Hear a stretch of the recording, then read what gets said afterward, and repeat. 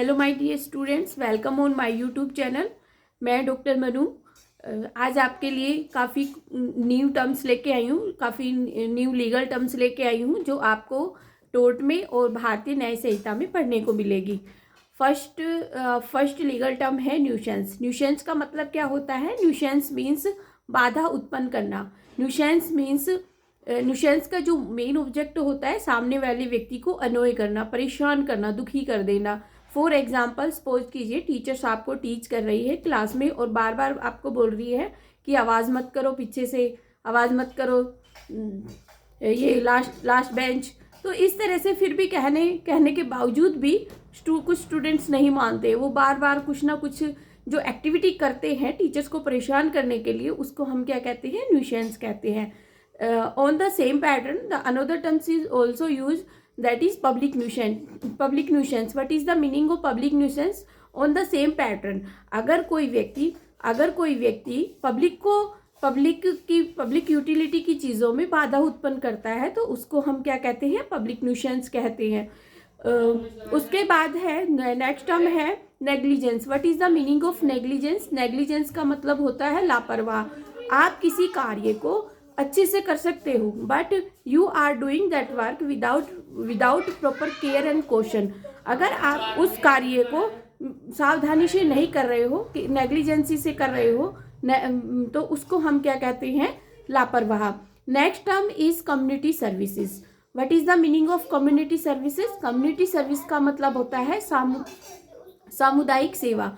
सामुदायिक सेवा एक नई टर्म है, नई पनिशमेंट है जो भारतीय न्याय संहिता में ऐड की गई है और ये 6 नंबर पर है, काइंड्स ऑफ पनिशमेंट में आती है। कम्युनिटी सर्विसेज का मतलब होता है कि किसी ऑफेंडर को एज ए पनिशमेंट उसको सोशल वर्क करने के लिए दे दिया जाता है।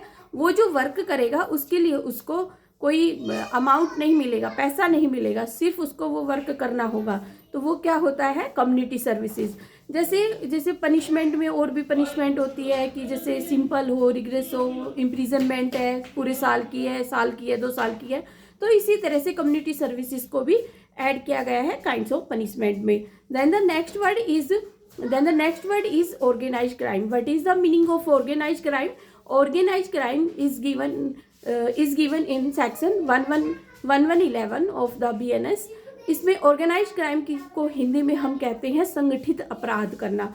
अगर कोई व्यक्ति इन कॉन्टिन्यूटी कोई ऑफेंस करता है, कैसे ऑफेंस? जैसे किडनैपिंग किया है, रोबरी किया है, या कॉन्ट्रैक्ट किलिंग का काम करता है, या फिर कोई इकोनॉमिक ऑफेंसेस करता है और सिर्फ खुद ही नहीं करता, या उसने ऐसा कुछ ग्रुप बना रखा है, ऐसा कोई सिंडिकेट बना रखा है, उसने उसके बिहाफ पे कुछ और भी व्यक्ति काम करते हैं, तो उसको हम क्या कहते हैं? ऑर्गेनाइज्ड क्राइम कहते हैं।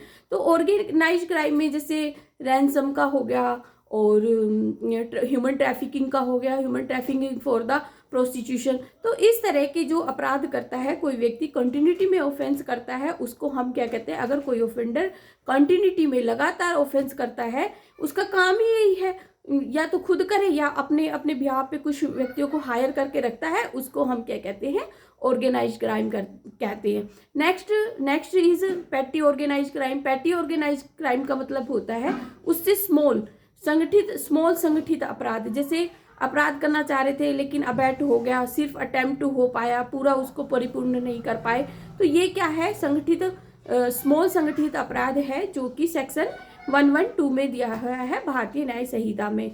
Then the next new term is also added, terrorist act.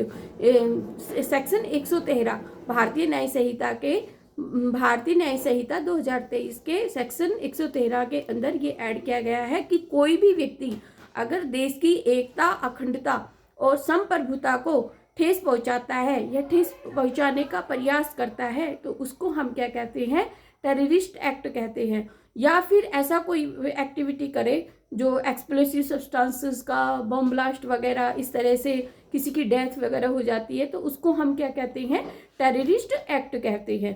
तो so my dear student, next term is rash driving. Rash driving का मतलब होता है गफलत एवं लापरवाही से चलाए गए व्हीकल्स। उसको हम क्या कहते हैं, रैश ड्राइविंग कहते हैं, और जो आपको भारतीय न्याय संहिता के 281 में पढ़ने को मिलेगा। Next term is bigamy. Bigamy का मतलब क्या होता है, द्विविवाह विवाह। अगर एक स्पाउस अपने पहले वाले लीगली वेडेड स्पाउस के जीते जी without any reasonable cause, without taking any divorce दूसरी मैरिज कर लेता है तो उसको हम क्या कहते हैं, बाइगेमी कहते हैं। और इसका सेक्शन है section 82 of BNS 2023। So my dear students, all these are new legal terms. ये सभी टर्म्स भारतीय न्याय संहिता जो स्टूडेंट्स पढ़ रहे हैं उनके लिए भी फ्रूटफुल है, और उसके साथ साथ ही जिन बच्चों का legal English as a subject है उनमें भी ये न्यू टर्म्स है पूछी जा सकती है।